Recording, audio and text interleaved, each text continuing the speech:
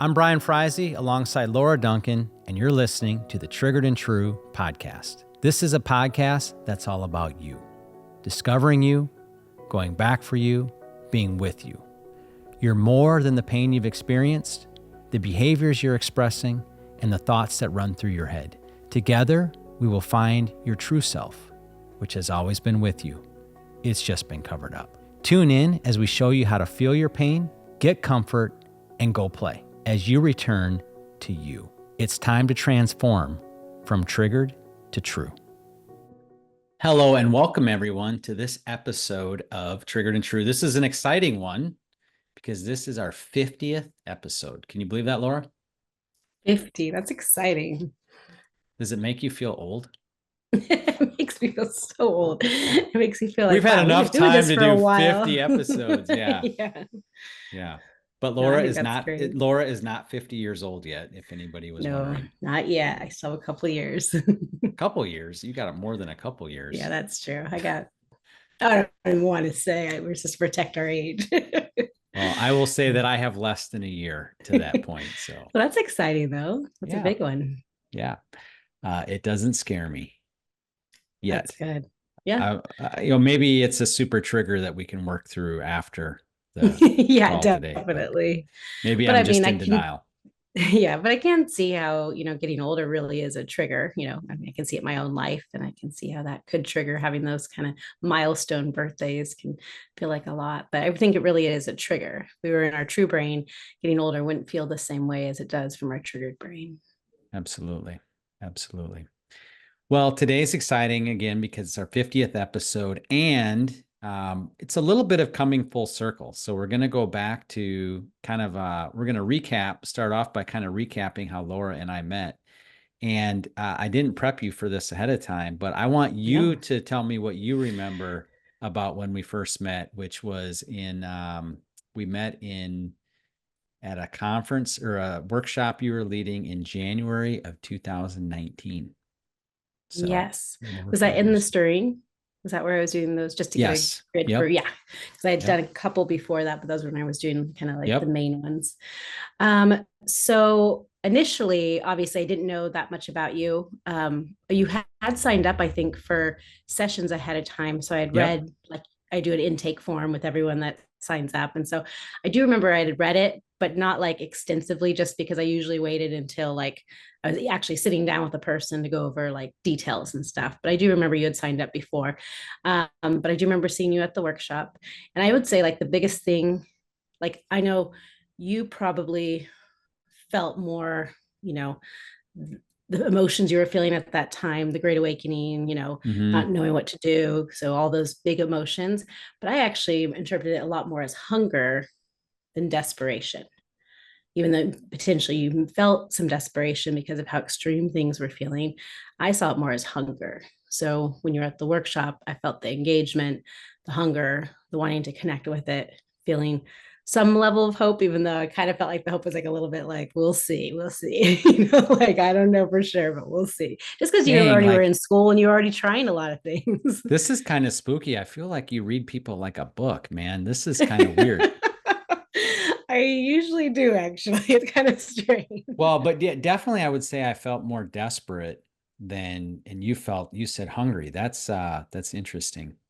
Yeah, I think like if I really went down to discerning, when I discern people, I usually discern more of who they really are versus kind of the smoke and mirrors that presents when we're going through circumstances or having really big emotions. Going through our trigger. So to me, it's not, I don't mean to invalidate it. And I know how extreme and how difficult you're experiencing your emotions at that time. So it's not invalidating it, but also to me, it's a lot more like a smoke and mirrors type thing where like, it's going to have this big show, but really behind the desperation, what I saw was hunger and a real genuineness. I could feel the like, is this going to work? Because when you're going through really hard things, you do get a hopelessness of like, I've tried things or people have recommended things and it doesn't feel like certain things work. So I did feel that a little bit. Well, I remember asking a question during that workshop that was kind of like, I was kind of like, are you kidding me, Laura? Are you really? It was kind of like maybe a little bit of bite to that question. Like, are you for real? Is this Yeah, really what you're saying? exactly. Because I Yeah. don't know that I fully agree with what you're saying here, Laura. But it Yeah. was kind of a passive aggressive question. That's what it was a passive Yeah. aggressive. Yeah. It You're has, like, I remember that too. Yeah, anyway. well, I feel like edge again is like just how I saw the desperation as hunger. I think edge is actually like our child self, that you wouldn't know at that time, but it's really your child self saying, can I trust something? Can I trust help? Can I trust that I'm going to get what I need? And especially when you go through a lot of your life, especially in your early childhood development and your coding, not getting what you instinctively knew that you needed, but not knowing the name of what you needed, it creates this kind of feeling of uncertainty. And it's hard to trust because you didn't receive it. If in your early childhood development you had received what you needed emotionally, when you went through a big moment like that, you would have had more of an openness to it because you already knew that a teacher would come, that affection would come, that you would be heard, that somebody would walk through this with you. But when you have no grid for that because you didn't experience that in a consistent way of receiving your needs and getting the emotional, education and experience that you needed, it's going to create more disillusionment. It's going to create more mistrust. It's going to create that edge that comes with really a scared, frantic child saying, am I ever going to get the help that I need? Mm-hmm.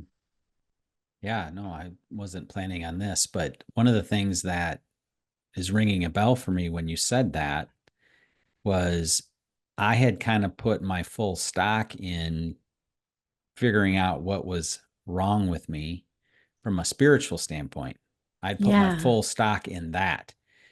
And my disillusionment was that, okay, that wasn't exactly how God had intended for me to walk my way through this. Yeah. I often Which I jokingly think tell is a people, really great way to lead into this episode, too, of yeah, when we put it all into the spirituality without having it paired with our emotional health and our emotional healing, it really isn't enough. And I know a lot of people would say that, how can that be? God's enough, spirituality is enough, but it's not the way God designed our brains. And if God designed our brains to only need spiritual healing and spiritual needs being met, we wouldn't need moms and dads. We wouldn't need each other.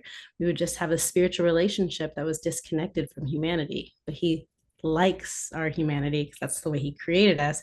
So He wants us to feel our humanness, our emotions, what we're going through, so that we can receive that intimacy, connection, and attachment with Him. I often joke with people and I said, God did a bait and switch on me. I was baited to a ministry school because I thought that I was just pursuing spirituality. But the switcheroo was he's like, we're going to do some soul work. We're going to do some heart work Yeah. and we're going to, bring it all together. Yes, exactly. And that's the key. I'm not putting down our spiritual journey. I think it's an intricate part of this process as well. But I honestly do not believe that we can heal the way we were intended and be who God created us to be only in a spiritual context.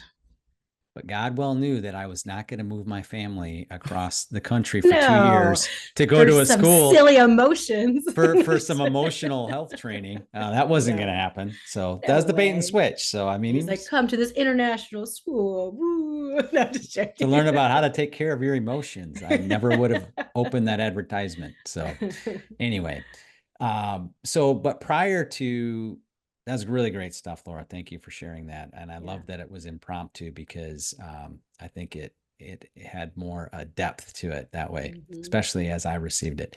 So prior to that, though, prior to my landing myself, in your workshop and eventually, working in that room that you're in now in your counseling room, Yeah. um, I had a dream. Okay. And this dream was not necessarily natural because in the natural, most of my dreams I don't remember particularly well. Mm-hmm. Yeah. A lot of times you'll wake up, you'll be like, I had this dream, and you'll maybe even start to explain it. I'll start explaining to my wife or something. And as I'm explaining it, it fades away. Like, I'm like, "Hey, it's Mm-hmm. gone." I don't Yeah. know. Maybe that's just me, but it's like, but this particular dream was very memorable. I still remember it. I can go back through that dream, piece by piece. And part of that dream was I was given a set of keys from a local businessman in this hometown where I live today, that a businessman that I respect and admire, that I always have. Well, anyway, at the beginning of this dream, he gave me a set of keys. And, being in kind of and then the dream went on, and I won't go into all of the depth of it, but it was all very vivid, all very memorable. So it was not natural, not like a natural dream. I'll just leave it at that. So being in a spiritual environment, I was like, okay, what do these keys mean? So I'm chasing after what the keys mean. And I really kind of landed on that. Kind of maybe the key of where I was being led in that moment was towards becoming more childlike. And I kind of got that from Matthew 18:3-4, where Jesus says, truly, I say to you, unless you turn and become like children, you will never enter the kingdom of heaven. Whoever humbles himself like this child is the greatest in the kingdom of heaven. I'm like, okay, so the key, again, I'm just pursuing a spiritual journey. So the key to me to be more connected to God was to be more childlike then. Okay. Mm-hmm. Yeah. So, and when you think about it, I mean, this makes sense logically. I mean, Jesus said a lot of things that require an incredible amount of humility. Mm-hmm. Yeah, that's Like, true. taking the lowest place at the table, like don't take a place of honor. Actually, what he's saying is sit at the children's table. Yeah. Like when I The was a little kid, Thanksgiving, there was the big Thanksgiving kid children's table. table, Yep. and then the kids had this little like card table and thing over on the side. You know what I'm saying? So Jesus is saying, like, just go sit over there with them little kids, He also says things like, whoever wants to be the greatest amongst you must become your servant. How about loving your enemies and praying for those who persecute you? That takes a lot of humility, because you'd rather just want to blame them for all your problems instead of praying for them. Do unto others as you would have them do unto you. Turn the other cheek. All these things require a tremendous amount of childlike humility. And that kind of runs contrary to how we think the world works and how we think Yeah. what success looks like here on planet Earth. Yeah. And even So, like maturity and responsibility too. You know what I mean? Like I feel like sometimes it's our ego that wants to sit at have the best of the best. But I think it's also sometimes that need to grow up and be mature and responsible. yeah, yeah. And so then the more I got connected to the compassion method and what you were sharing, the more this made sense about the keys being childlikeness. And a lot of what that really hit me was when you talk about the knowledge of good and evil. Mm-hmm. So we have a whole episode on the knowledge of good and evil. It's episode number 9. But one of the great characteristics of being a child is that you are blissfully ignorant Mm-hmm. of the knowledge of good and evil. Yeah. Unfortunately, that changes over time. But that blissful ignorance, and being free from the knowledge of good and evil was so huge, because you shared with me very early on in our meeting, and we talked about this on that episode, but we'll hit it again a little bit right now. But you say the number one contributor to shame, anxiety, and depression is the knowledge of good and evil. So can you just expand on Definitely. that a little bit? Yeah, for sure. So when we think that it's who we are versus what we did. So shame says what you do good or what you do bad is your identity. It's who you are. And when we have conviction or we feel guilt because we made a mistake, it's different. So what ends up happening is if I've made a mistake, I can fix my mistake. But if it's who I am, it's unfixable because it's my identity. It's who I was created to be, was good or evil. And so I mean, remember specifically as an example, working with that men's group that I originally started working with when I was first starting out, and the relief on so many of their faces when I shared about shame and shared about the process of healing shame was this relief. Because from very young ages, because the most sexual addiction actually starts between 9 and 12 years old. So if you think about it, many people have been struggling with any addiction, but specifically in this case, it was sexual addiction since, between 9 and 12 years old. So your whole entire life, now you're a 40, 50-year-old man sitting in a room trying to get whole, and you've been your whole entire life believing, I am my addiction. So when they were getting the lights were coming on and like they were like, oh my goodness, it's not who I am. You could Mm. see the depression lifting. You could see the anxiety being calmed. You could see that the shame no longer had the same hold that it had had on these men, because they now knew what they did was wrong, but they weren't wrong. And that actually empowered them to have a goal and a vision to work towards something. So you can see how depressed and anxious we would be if we already were, before we ever started to try to overcome or to succeed in something in life, we already were destined to be evil. So why even try? That's when people become shameless, not shame free, but shameless, where they're just like, excuse me, but just like, screw it. Like, I'm never going to be able to be anything because that's who I am. Or you have the opposite side, which is usually connected to religion, where it's my destiny to be good and I have to be good for the rest of my life. But if you see the hamster wheel on both sides and you see that cycle on both sides, they're exactly the same. Frantic to be good so that I can be good, frantic to be bad because I believe I'm bad. And that's why I think so much depression, anxiety stays lodged in people's emotions because of that. Well, and you talk about like our body wasn't meant to be processing this constantly. So what you're saying Mm-hmm. is that we're constantly judging ourselves in this regard. Constantly. And then in turn, you can't not judge others if you judge yourself. And so you're just in this constant, perpetual state of judgment, and not just judgment about what you did. It's okay to judge what we do. If I make a mistake, it's okay to judge that that mistake was not a good, that was a mistake. But it's the judgment of self that directly undermines our connection with ourselves. Yeah. Yeah. Who we are versus what we did. We Yeah. judge what we did, Mm-hmm. but when we ascribe what we did to who we are, Yeah. That's where the that, hopelessness comes in. That's where it becomes impossible. yep. And if that's what you really think, you can see how that's going to create a lot of anxiety, how Yeah. that's going to create a lot of depression, Yeah. because man, that's pretty high stakes. Oh, it's such high stakes. And most people may not be living in every area of their life like that. But even if it's one area of our life that we're consumed by shame, it's going to handicap us in every area of our life. Yeah. And I think, you highlighted, your maybe what some people might think is more extreme, like a sexual addiction or pornography or prostitution or whatever the addiction. It sounds kind of extreme, but then let's just take it to maybe less extremes where it's, Mhm. what grade did I get on this paper? Definitely. For Still a is in the student. same exact Exactly. category. If I don't get a good grade, I am stupid. I am less than. I am wrong. I am a disappointment. Yeah. The mistake I made on the paperwork at work, Yep. the I client don't is know. upset, I actually think everything. a lot of time, I mean, yes, obviously big addictions and big areas of bondage and, where we get stuck is obviously a big deal.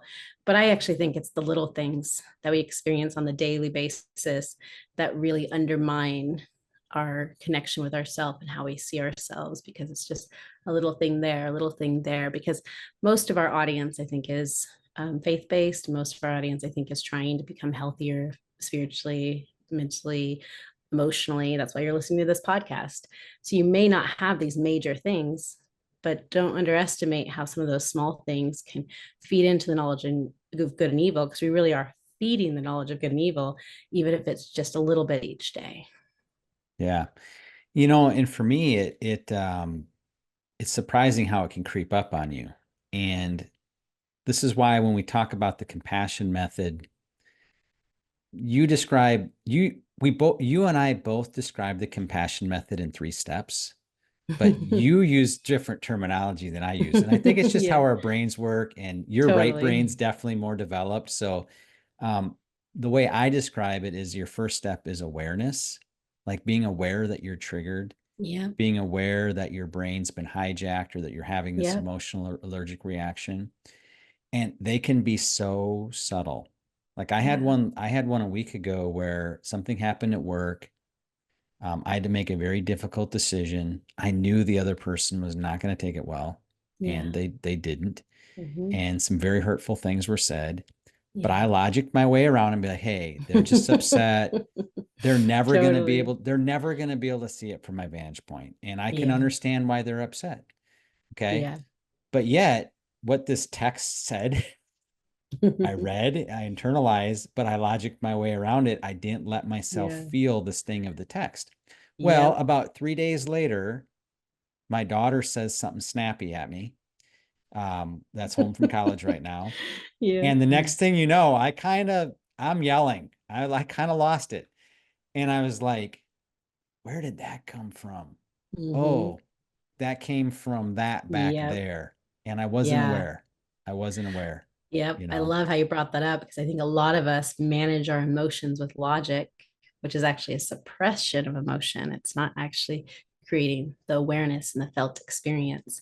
And then our brain says we're all better because we logic through it.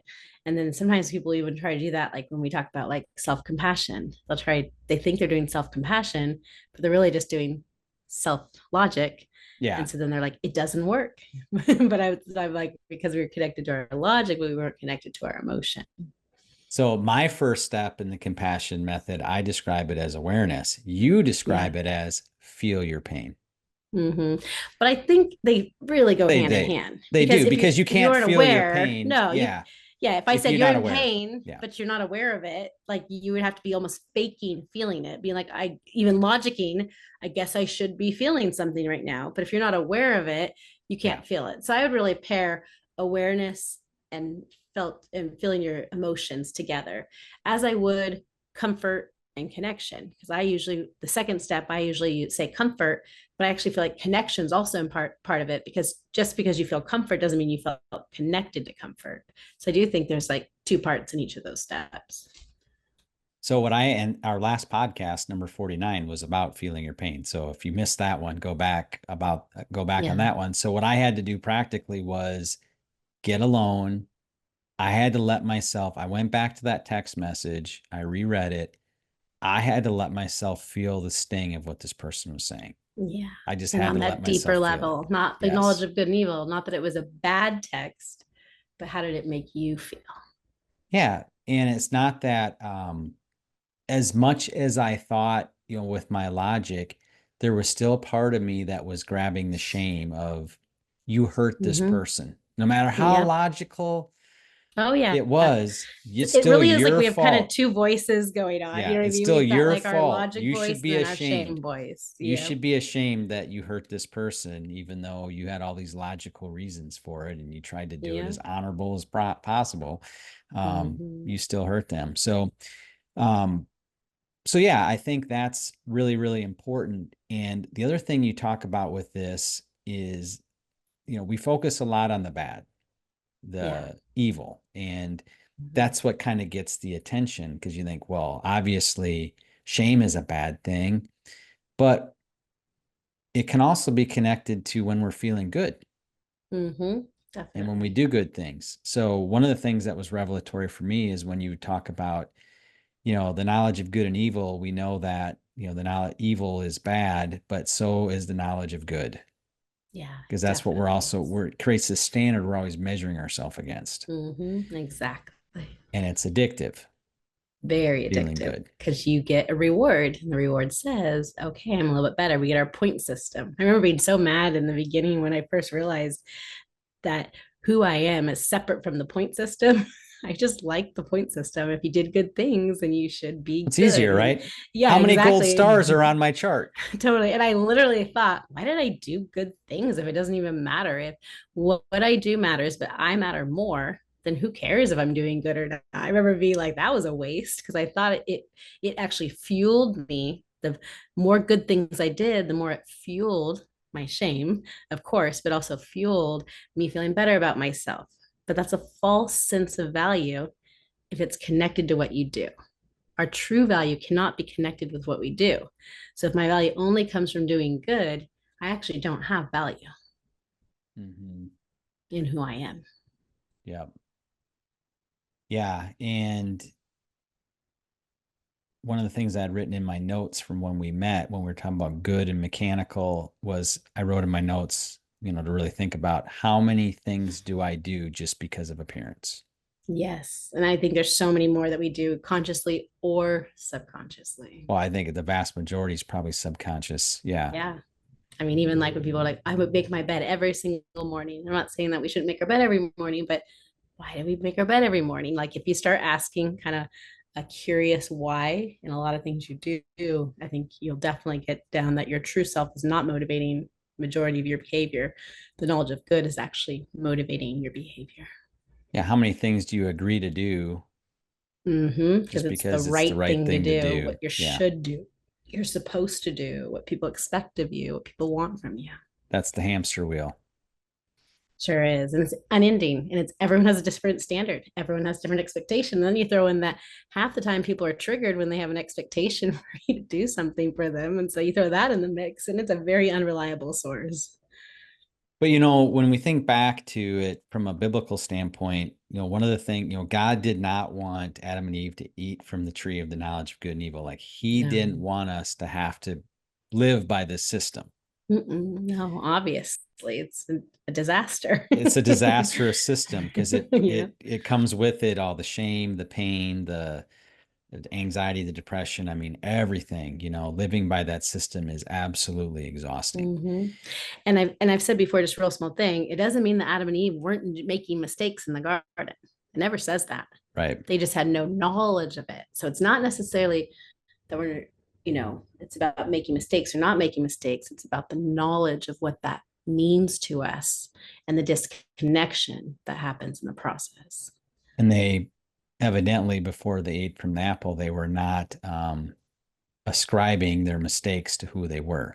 They were It's not. like They knew it's that they like were I made a fully loved and mistake versus I accepted. am a mistake. Yeah. Exactly. And that's exactly how it was. Because I guarantee you they were making mistakes. It's not, they didn't come into the world perfect. They just didn't have the knowledge. But that doesn't mean that there wasn't actions. So another thing you say about it is kind of detrimental as it is. You've talked about how the knowledge of good and evil is also a safety for us. Definitely. I So think when parents didn't give us our need, if our emotional needs weren't met in our early childhood development, the knowledge of good and evil creates a false form of structure, intimacy, approval, acceptance, being known. But like we said multiple times already, you're being known for what you do, but you're not being known for who you are. So we feel safe in those parameters, but we're actually never being known. mm, yeah, yeah, never being known. Yeah, because we're so covered up. Yeah, exactly. But it feels safe because we're working within our society, our systems. We create a The one plus gold one star equals chart. two. We're on the Exactly. And if we chart. get the gold We're on the stars, then we're going board. to be Yeah. okay. But if you've ever seen someone that doesn't have proper emotional attachment with a caregiver, but that has perfect behavior, that frequency is intense. It's perfection. It's success at all costs. It's I have to. The franticness, anxiety, physical characteristics of that, mental characteristics, that emotional characteristics of it are very, very disturbing because that energy is not okay. It's not clear minded. It's not tenderhearted. It's not at peace. Hmm. And I'm not saying that we don't feel that when we make mistakes and do something wrong, but I feel like almost in a way, like when you kind of become shameless and apathetic, kind of in like you're making mistakes and you know what, I don't know how to figure this out. I'm just stuck in it. Yep, I'm a bad person. But then the flip side, that's why the knowledge of good is just feels so like just a force that just kind of continues to fuel us into anxiety and perfectionism that I feel like is sometimes has stronger effects than making mistakes. Mm-hmm. Yeah, because it's the good is kind of reinforced with positive rewards. It's kind of like the dog that Mm-hmm. does the trick right and gets a treat. Yep. You're Yeah. So we're you get we're that like that. We're you get like that that little caged fix. Someone animal. smiles Yes. at you. Someone approves of you. Someone says you got your A. You passed this thing. You You made the got the success. gold So we, star on the chart. yep, yep. We get like that high, that fix, that medication from it. But then a couple hours later, the next You got to do day, it again. all the shame comes back because eventually we're going to make a mistake. Eventually, our security will be shaken because we won't be able to be perfect forever. Yeah. Yeah. So when we get to a place where when we're no longer being led by this knowledge of good and evil. So Yeah. we are free to be who we were created to be. We're not covered up. We're Hmm. free to be our true selves, which is what Yeah. the podcast is all about, is helping you discover, Hmm. ultimately helping you discover your true self. Yeah. Let's go back to the dream at the beginning and the keys that I was given. So I feel like I've got like an advanced understanding of that here in the last Yeah. week to 10 days. And I texted you this. And I Hmm. thought, you know what, I Yeah. really want to pull this into our next podcast. So this is what I kind of journaled from this last week. I wrote the main characteristic of childhood, or the main really characteristic of childhood, is freedom from the knowledge of good and evil, which slowly dissipates as we grow older and is tragically lost very early for some. However, today I'm realizing there's more to it. Yes, it's childlikeness, but it is childlikeness that is fully aware of the knowledge of good and evil, but yet is free from it. Yeah. So I said earlier in the beginning, with a kid, ignorance is bliss. Hmm. Your brain can't even comprehend good and evil yet. Yeah. So ignorance is bliss. You're like, little kids, hey mom, look at me, and they do some crazy dumb thing, and they're like, hey, this is just fun. Yeah. They're just playing. And but then they get a little older and be like, oh, that thing that I did, that stupid cartwheel that I can't really do, that's kind of embarrassing because I've seen other people do it really well. And I Yep. can't do it as good as them. So I'm not going to do it anymore. So now I'm starting to put parts Hmm. of me away. Yeah. So that's play that I'm putting away. That's all those other things. So, but the real key then, I think, is the compassion method itself. In that Hmm. dream, I think that the keys that I was given were the actual compassion method itself, because it teaches us, shows us, helps us, lead us to a place where we can live with the knowledge of good and evil, the awareness of it, because Yeah. we're adults. Yeah. We see good and evil Yep. things happen all the Yeah. time, Exactly.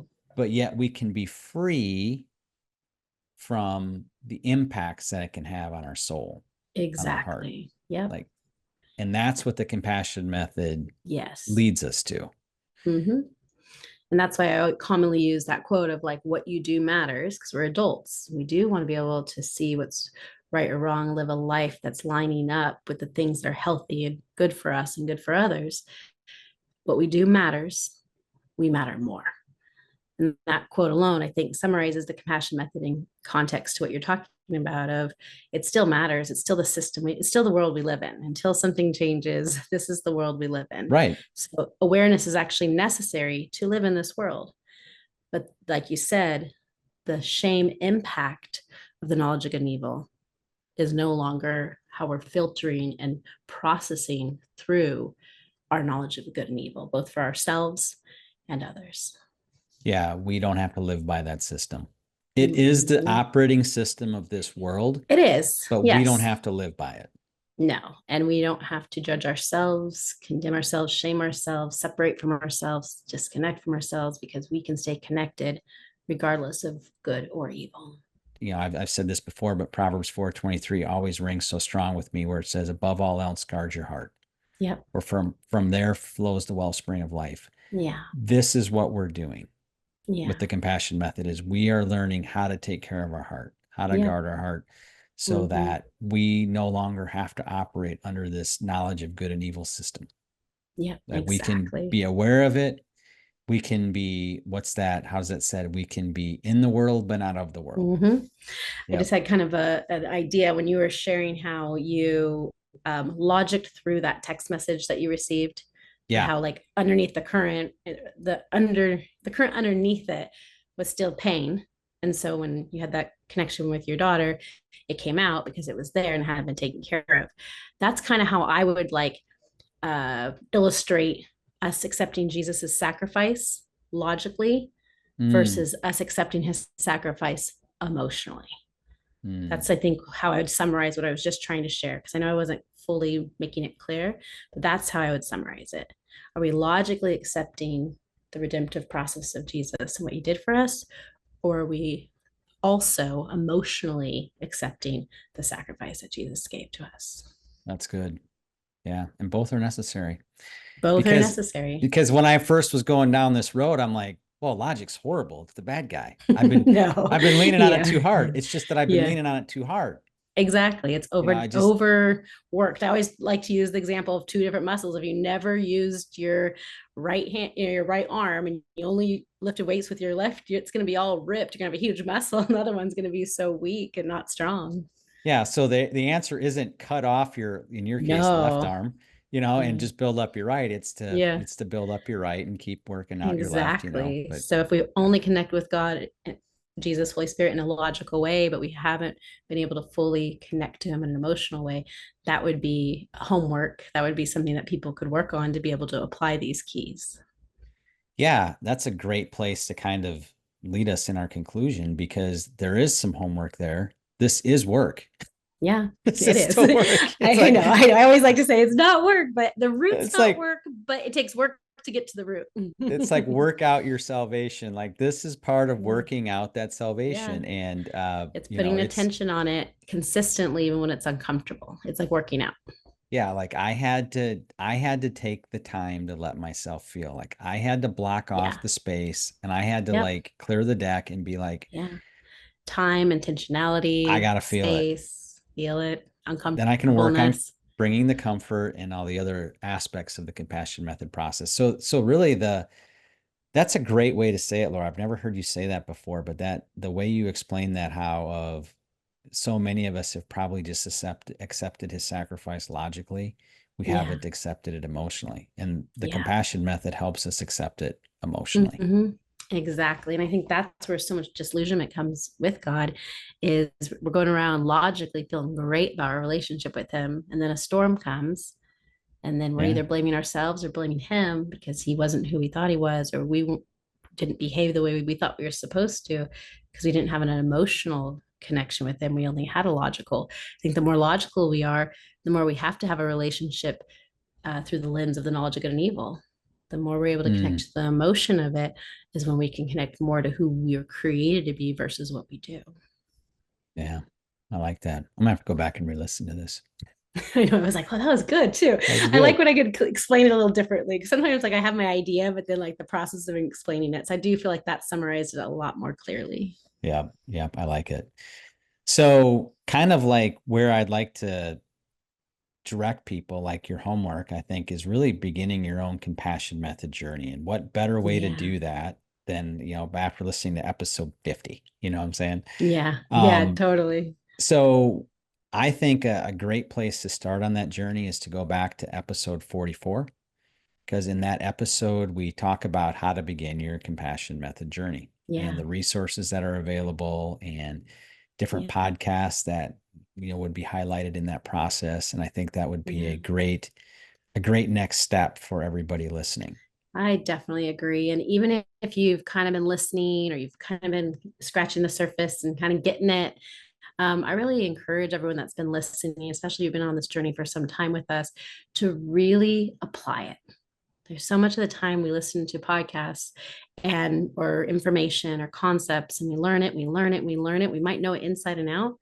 But if you feel like you haven't been able to realistically, practically in your real life, real time, started practicing applying the compassion method, I would definitely, challenge you to start to apply, not just to keep learning. Absolutely. Yeah, it's a fun journey, a painful journey, but a very, very, very rewarding journey. It really is. I feel like there's just so much more of life I'm able to live now. And Mm-hmm. and I would say though, I'm still more, if I look at, if I look at the steps as I describe them, awareness, comfort, discovery, what I've gotten really, really, really good at, and I'm really feel great about where I'm at is the awareness. Mm-hmm. And I see this with my wife too, just in our marriage. Yeah. Like we'll start to have a fight and then we'll be like, oh gosh, you know, like That's we so can back cool. up the bus and we can Yeah, just be like, I'm having an emotional allergic reaction. This exactly. isn't as big as what I feel it is. There's something else going on inside of me. There's a pain point that goes way back down the road that's bringing Yeah. this up, you know.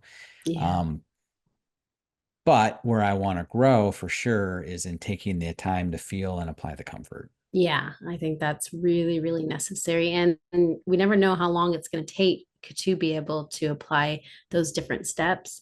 But whatever one that you feel like you need to emphasize, you personally, Brian, obviously, myself, but also listeners that are listening, go through that. Where are you at in the process? If this is the 50th episode that you've actually listened to, where are you at with discovery? Excuse me, not discovery, but awareness. Where are you at with comfort? Where are you at with discovery? But how can we see where we might need to grow? And it's not always linear. It's not always that Right. we like, yes, that's the process, but sometimes, like you said, we stay in awareness for a while until we really strengthen that. And then we move to comfort. Sometimes we ping pong between them and that strengthens it as well. It just depends on how we process each of those things. Well, and it isn't, I like how you said that. It's not always a step-by-step process. In the marketplace, with new hires, we just brought in a new hire, today, and I was going through kind of onboarding, and I walked through the Mm-hmm. life cycle of our business versus like Mm-hmm. any business. Yeah. And a life cycle of a business is survival, stability, professional, enduring. Those are the ways I break up the life cycle of a Yeah. business. But here's what I've realized. I'm like, oh, I like to think we're in the professional or the enduring phase, but you might be in some areas of your business, but in other areas you're in survival Yeah, exactly. It's or not days every, or yeah, moments. exactly. Exactly. But And it's it's the same important way to with this. recognize Yeah. versus disregarding certain steps because we've already figured those out. Sometimes we'll have to go back to certain ones, especially with certain wounds and certain triggers. Well, that was helpful for me because that was where logic helped me because I felt like, well, we shouldn't be in survival mode. Why does this particular thing seem so hard? Well, in Yeah, that area of your business, you you haven't kind of are in developed it. survival mode. Yeah, It's not developed. exactly. Like we don't Yep. do great in the area of marketing.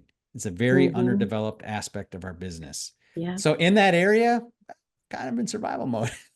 Yeah, But in other exactly. areas, where we're running more like a well-oiled machine, I'd say we're professional enduring. But Mm-hmm. Yeah. so yeah, And the awareness to know the difference. and having grace for Mm-hmm. ourselves in the Lots of process. patience. Yes. Yeah. Yeah. Well, thank you everybody for joining us on our 50th episode. Yeah. Thanks for being with us on this journey. Yeah. And we are excited that you are going to begin your own compassion journey along with Yeah, us. whether this If you is your haven't first one or already. not. Exactly. But if this is your first episode, we're happy to have you. And like Brian said, go back to episode 44. 44, Mm-hmm. 44 and begin your journey. We'd love to have you be even more involved. Yeah. Till next time. Thank you.